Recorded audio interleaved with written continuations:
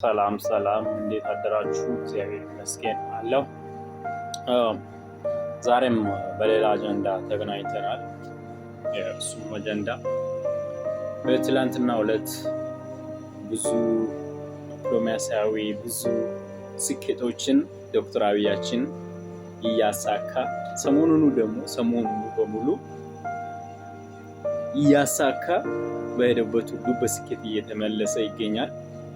ዶክተር አብይ አህመዳችን በትላንትናው ዕለት ደግሞ የፈረንሳይ ሚኒስትር ኢማኑኤል ማክሮን አዲስ አበባ መጥተው ነበሩ እና በነበራቸው ቆይታ ደማቅ አቀባበል ተደርጎላቸው ብዙ ነገሮችን ተፈራርመዋል እና በተፈራረሙት ፊርማ የ54 ቢሊዮን ዩሮ የኢሮፕ ዩሮ ድጋፍ ተደርጓል ወይም ብድር ሰጥታለች ማለት ነው። ለኢትዮጵያ እንደሚሰጥ ቃል ተፈራርመዋል ማለት ነው እና ደግሞ ኢትዮጵያ ወደ ቀይ ባህር ለማውጣት የምታደርገውን ጥረት ፈረንሳይ በሙሉ 100% እንደሚደግፍ እየገለጹ ነበረና እና ያ በጣም የሚያስደስትና በጣም የሚደገፍ ጉዳይ ነው። ያው በዚህ ጉዳይ ላይ ማስተላልፈው መልእክት ብኖረኝ የኢትዮጵያ ሕዝብ አበሻ ስንባል አይምሮአችን ላይ የሆነ ችግር እንዳለብን ነው አድርጌ ነው የሚቆጥረው። ምክንያቱም እኔ አሁን አማራ ሊሆን ይችላል፣ ኦሮሞ ሊሆን ይችላል እና ሌላም ጉራጌም፣ ሀዲያም፣ ሲዳማ፣ ወላይታም የትኛውንም ብሔር ሊሆን ይችላል ኢትዮጵያ ውስጥ ማለት ነው። ግን ዋነኛውና ደሜ ኢትዮጵያዊ ነው።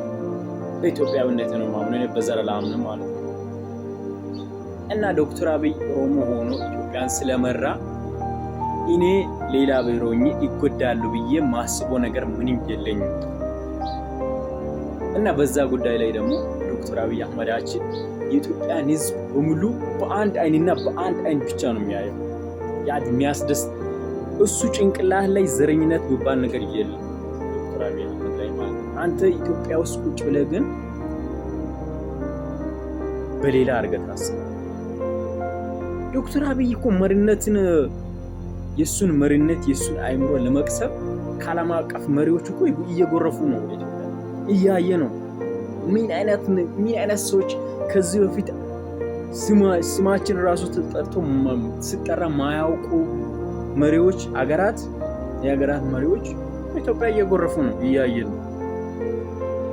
በዚህ በ2018 ዓመተ ምህረት ላይ ብቻ ስንት የዓለም አቀፍ ዲፕሎማሲያዊ መሪዎች እንደመጡ ታስታውሳለህ? የኔ አባት ወይም የኔ እናት እስቲ ዝም ብለህ አስብ። ያ ከምን የተያዘ ነው? ከምን ጋር ይመሳሰላል? አንተ ግን ኢትዮጵያዊ የሆነ ኢትዮጵያ ላይ ቁጭ ብለህ የዶክተር አብይ አህመድ መሪነት ትቃወማለህ። ግን የዓለማት ህዝብና የሌሎች ሀገራት ህዝቦች የኢትዮጵያን ፈለግ ለመከተል የኢትዮጵያን ቴክኖሎጂ ለማየት ኢትዮጵያ እንዴት እንዲያደገች እንደሆነ ለማየት ወደ ኢትዮጵያ ይጎርፋሉ። ያን አንተም በዓይኔ እያየህ ነው ማለት ነው እና ከዚህ መንግስት ጋር ህወሓት የምትባል የፋኖ የምትባል እና ማን የምትባል የኦሮሚያ ውስጥ ማን በቃ ለኛ አይበጀንም። ፕሊስ የኢትዮጵያ ህዝብ አይበጀንም። ለኛ የዘረኝነት ፖለቲካ አይበጀንም።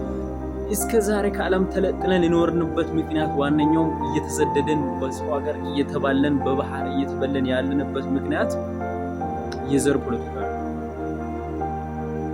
እና ዶክተር አብይ አህመድን ለኢትዮጵያ ህዝብ የሰጠው ፈጣሪያችን ለኢትዮጵያ ህዝብ መርጦ የሰጠ መሪ ብኖር እኔ በህይወት ዘመንም እና በታሪክም ሳቀው ዶክተር አብይና አሚድ አህመድ ብቻ ነው። ብልስ በእናታችሁ የኢትዮጵያ ህዝብ ዶክተር አብይን መምረጥ አለበት።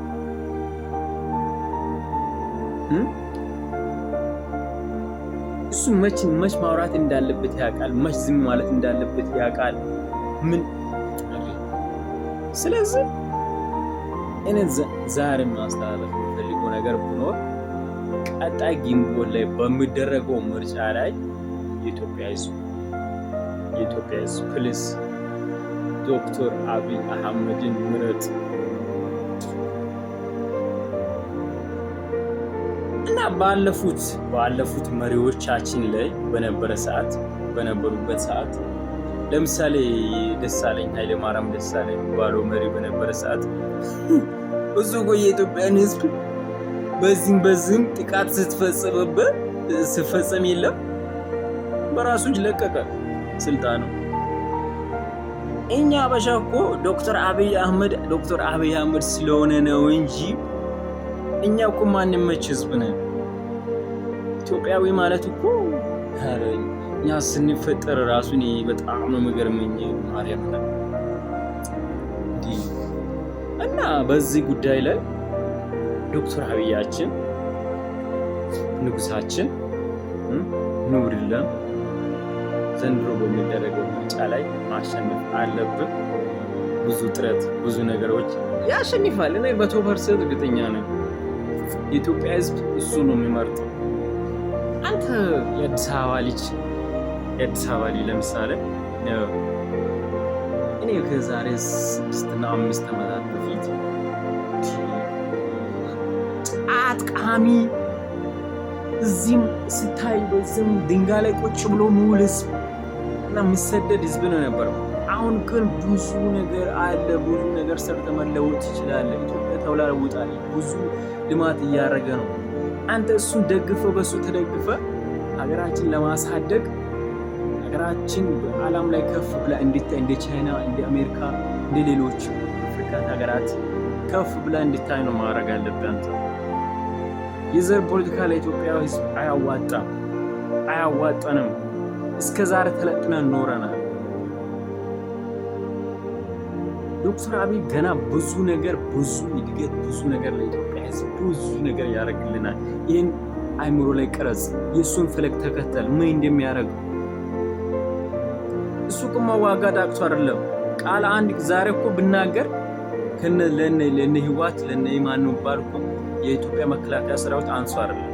እሱ ምንድነው የሚፈልገው? አንድ ዩኒቲ የሚባል ነገር አንድ አድርጎ ኢትዮጵያ ሕዝብ አንድ ላይ ሆኖ ብዙ ነገር ማድረግ እንደሚችል እና ለውጭ ለጎረቤት ሀገራቶች ለኛ ደህንነት ጠንክሮና ጥሮ ስለሚሰሩ የነሱን ሐሳብ ተረድቶ ነው ዝም ብሎ የሚያልፈው። እና ይህን መንግስት መደገፍ እንዴት ይከብዳል? ከዚህ መንግስት ጎን ጋር መቆም ለምን ይከብዳል? ለምን ያቅታል? ስለዚህ ፕሊዝ ዶክተር አብይ ጎናችን እንቆም። የዛሬ መልእክቴን ይመስላል። ሰላም